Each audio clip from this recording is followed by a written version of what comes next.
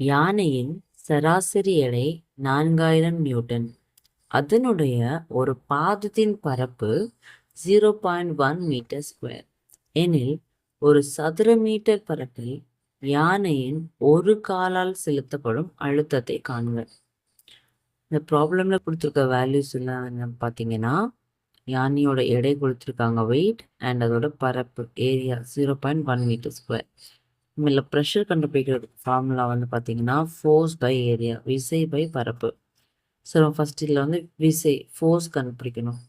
So ஒரு காலால் செலுத்தப்படும் விசை force equal to 4000 weight divided by யானைக்கு வந்து 4 லெக்ஸ் இருக்குது. ஸோ நம்ம வந்து டோட்டல் எடையை வந்து 4ஆல் டிவைட் பண்ண போகிறோம். ஸோ டிவைட் பண்ணும்போது நமக்கு என்ன வேல்யூ கிடைக்கும் பார்த்தீங்கன்னா F ஈக்குவல் டு 1000 நியூட்டன். இப்போ நம்ம ஃபோர்ஸ் வேல்யூ கண்டுபிடிச்சிட்டோம். இப்போ நம்ம அழுத்தம் ப்ரெஷர் கண்டுபிடிக்கணும். So pressure equal to force by area. Force value வந்து 1000 நியூட்டன் டிவைடட் பை ஏரியா வந்து 0.1 மீட்டர் ஸ்கொயர். இப்போ 1000 divided by 0.1 metre square.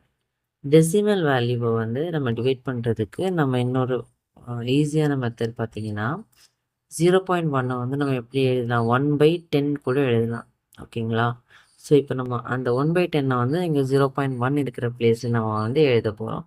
1000 divided by 1/10. So இந்த டிவிஷன் 1/10 டிவிஷன் டேர்மை நம்ம வந்து மல்டிப்ளிகேஷன் டேர்மை மாற்றும் போது அது வந்து ரெசிப்ரோக்கல் நம்ம எழுதுவோம். 1000 இன்டு 10/1. ஸோ இப்போ பார்த்தீங்கன்னா 1000 இன்டு 10 வந்து 1000 10ஆல் மல்டிப்ளை பண்ணும்போது நமக்கு என்ன வேல்யூ கிடைக்கும்னு பார்த்தீங்கன்னா 10,000 Newton per meter square. So the pressure P equal to 10,000 Newton per meter square. Thank you.